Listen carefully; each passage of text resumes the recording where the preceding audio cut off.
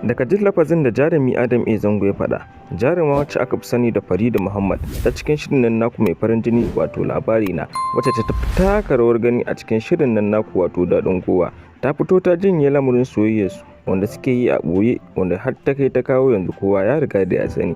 Assalamu alaikum masu sauraro, sannan mu dai barkanmu da warhaka, sannan mu da sake saduwa da ku a cikin wannan shiri namu. Har ila yau dai muna so ku biyo mu har ƙarshen wannan bidiyo domin sanin cikakken rahoton da muke tafa da shi a yau.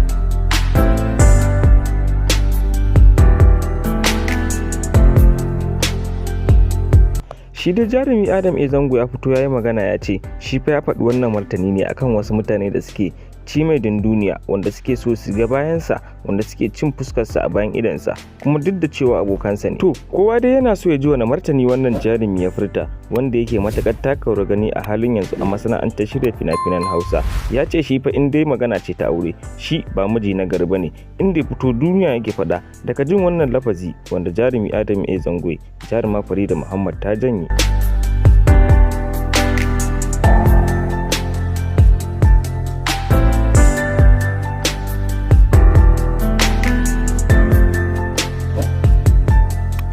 Duk da cewa akwai zazzafar boye soyayya a tsakaninsu, wannan dalili ne yasa gaba ɗaya jarumi Adam A Zango ya tashi hankalinsa, inda ya fito yake cewa shi fa ba a cikin zuciyarsa ya faɗa ba, shi irin san da yake mata tunda aka halicci wacce ya mace bai taɓa yi mata irin san da yake yi mata ba. Wannan abu ne gaba ɗaya yake yamutsa hannu, wanda a halin yanzu shine yake da kirkita social media. Kada dai ku manta ku biyo mu har ƙarshen wannan rahoto.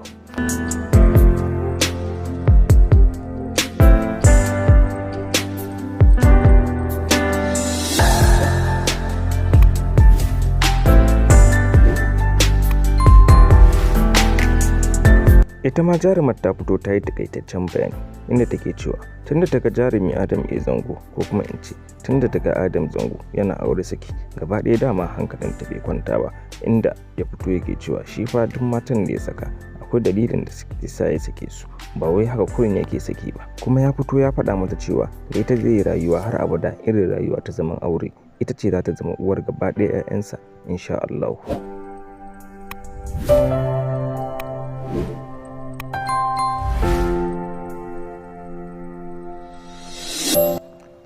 To, shin menene cikakken ra'ayinku dangane da wannan lamari da yake so ya afku? Kada dai ku manta wannan tasha ta dinga kawo muku shirye-shirye har akan abin da ya shafi duniya da kuma labaran ƙasa da kuma labaran masana'antar mu ta Hausa wato Kannywood, har da ma labarai story wanda ake karantawa na Hausa.